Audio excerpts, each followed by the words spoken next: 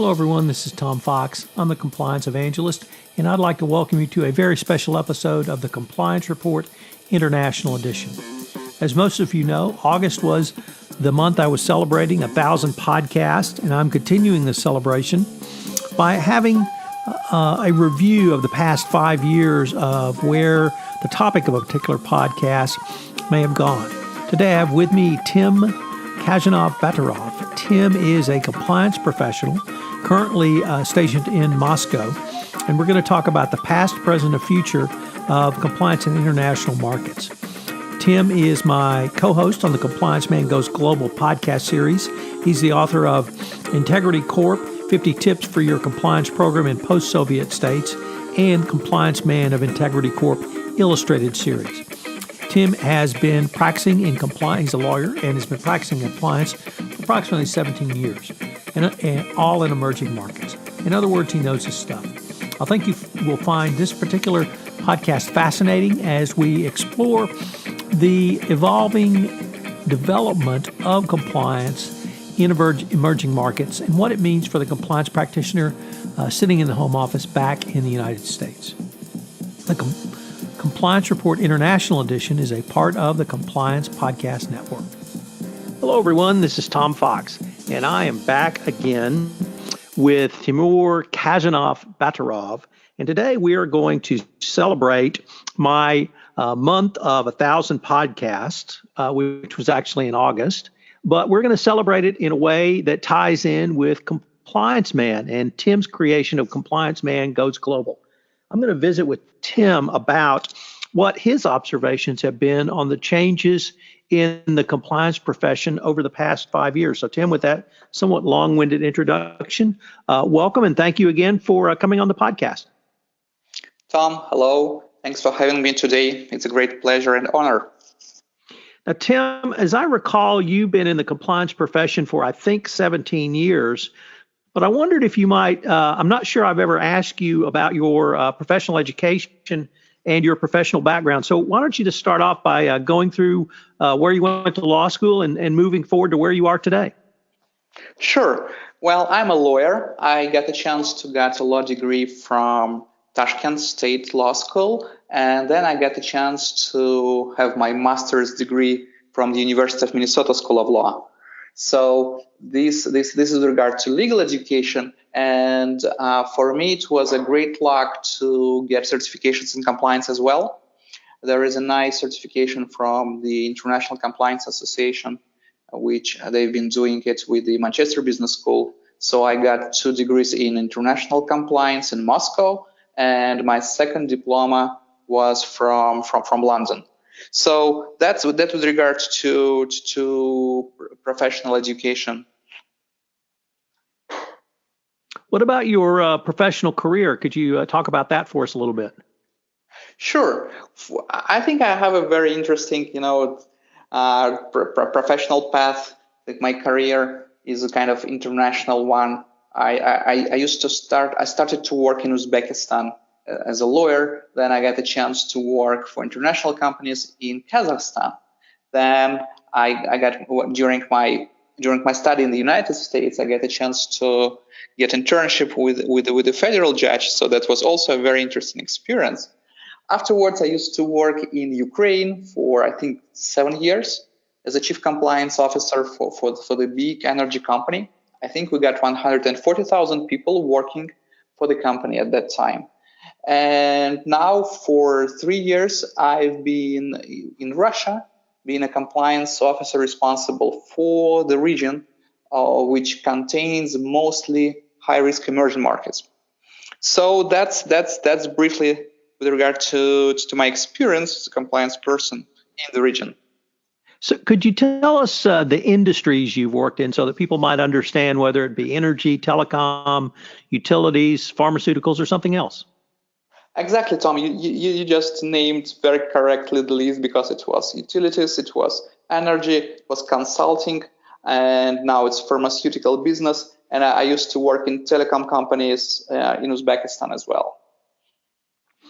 So, Tim, it really sounds like in your career you focused on what we would call either former Soviet states or CIS or individual countries in Near Eastern Asia and Russia as well. Did your work take you to, or the compliance work you did, was it in countries outside of those that you may have been headquartered in? Yes, during my work for the energy company, we were dealing with international supplies, and it was countries which were beyond this CIS region. However, as you have said, my main focus is within these high-risk markets of the Eurasian region.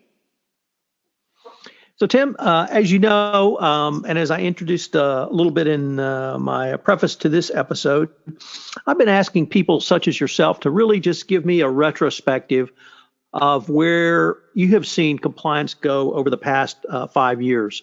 I've been podcasting 5 years, and so I thought it would be fun and really instructive to hear from professionals and experts like yourself who could tell us some of the changes that you have seen in the area of compliance you practice. So I was wondering kind of if you had maybe 3 thoughts, what might they be?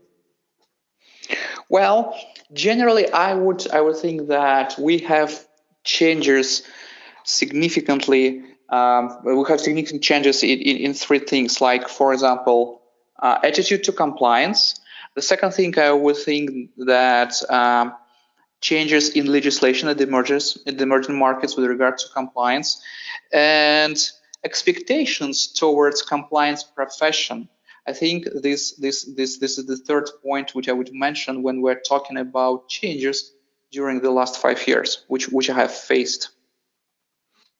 So let's maybe see if we can break down those or unpack each one of those. So I heard you say the first one was attitudes toward compliance. So I assume that would be employees outside the compliance department or the compliance profession. What have you seen in regards to a change in attitudes? I would think that compliance originally was a kind of legally based compliance. So this was based on laws and legislations, and this was the platform. And I think that the situation has been changing pretty rapidly. For instance, 5 years ago, we were talking about necessity to raise awareness about compliance in the corporate world. This was fair both from global perspective and for companies operating at geographies of high FCPA investigations, of high, I would say the high rates of FCPA investigations. Moreover, at that time, the legislation of many countries did not contain the compliance concept as such. Now we have a different picture. So I think that's the reason why the attitude towards compliance has changed rapidly at the companies as well. So frankly, from my perspective, 5 years ago, the awareness about compliance was much lower comparing to what we have now. So, Tim, you touched upon point number 2, which is legislative changes. Certainly, the United States, I think it's fair to say, led the way in anti-corruption legislation, anti-corruption investigation and enforcement. But from where I sit here in the United States, I see literally a world covered with now anti-corruption legislation or anti-bribery legislation. Is that what you mean when you say legislative changes? Yes, Tom. For instance, many countries of the former Soviet Union back to 2013 didn't contain the concept of compliance as such, or the concept of the corporate integrity. Now what we have seen that the countries have started to tailor their legislation to approach the international standards in corporate compliance, I would say in this way. So this is a good trend for compliance professionals because, being at the markets which do not have any legislation similar to FCPA, sometimes it's pretty difficult to implement norms and standards of the foreign law. So for us, it's a very positive trend that in countries like Russia, and Ukraine, and Kazakhstan, the legislations started to be more focused and more detailed when we're talking about corporate integrity and corporate compliance. So, Tim, one of the things that regulators in the United States regularly talk about is the cooperation that they receive from their counterparts outside the United States. So Department of Justice lawyers have professional relationships with prosecutors literally, I wouldn't say in every country in the world, but in many countries across the world, particularly countries that have anti-corruption laws. Is that something that has also driven this cooperation in investigations and now international enforcement? I would say yes. I would agree with you that the level of international cooperation in terms of enforcement has been changed rapidly. And for instance, I would never think that on a FCPA map, my native country, which is Uzbekistan, would appear someday, but it happens. So now we see that the international cooperations, when we're talking about FCPA investigations, has changed the landscape of international anti-corruption enforcement. So I would agree with you that we have seen a dramatic change with regard to enforcement, and we see that the countries of Eurasia are in the focus of such investigations when we are talking about Russia, Azerbaijan, Kazakhstan, or Uzbekistan, for instance. So, Tim, I've had the privilege to be with you on several podcasts, and one of the things you have consistently talked about is that a compliance program must be tailored. It must be tailored not only for the audience, your employees, it must be tailored for the market that you're entering into or you're doing business into, and it may even need to be tailored to the product or service that you are offering. Do you find, has this sort of tailoring of compliance to an individual market been a development, or is it still sort of, we're Americans, we know what to do and what we say goes? Yes, Tom, I would agree with you that we have raised this topic constantly when we have our podcast on compliance man and our other sessions. I think there is a still long way to do. For instance, some countries have been developing data privacy legislation, for instance, Russia, and the requirements of such legislation should be taken in consideration when we are implementing hotline, for instance. In the same time, we have another trend when local legislations are becoming similar to what we see in FCPA standard. So unfortunately, there is no chance to say that we have a positive trend in every direction. Still, there are some legislative norms of local legislation which don't allow us to implement FCPA standards on 100%. For instance, in Eurasian countries, there are antitrust laws which sometimes prevent international companies in implementing FCPA due diligence procedure, for instance. However, we see that there are positive changes in laws when the necessity to have due diligence, the necessity to maintain compliance program have been recognized by local legislations. So I think basically I would say that we see the positive trend. However, some hardships over this way are still seen. So let me now go to your third point, which in many ways I find perhaps the most interesting, Tim. And I wrote it down as expectations towards compliance professionals. How has that changed in your perspective over the last 5 years? I would think, Tom, that 5 years ago it was more about technical skills, like necessity to have legal background, knowledge of particular laws, for instance, FCPA or the similar laws of particular nation. And this was more about technical, legal background, I would say in this way. Now we see a significant change in approaches from big corporations which are operating in the market with regard to requirements to compliance professionals.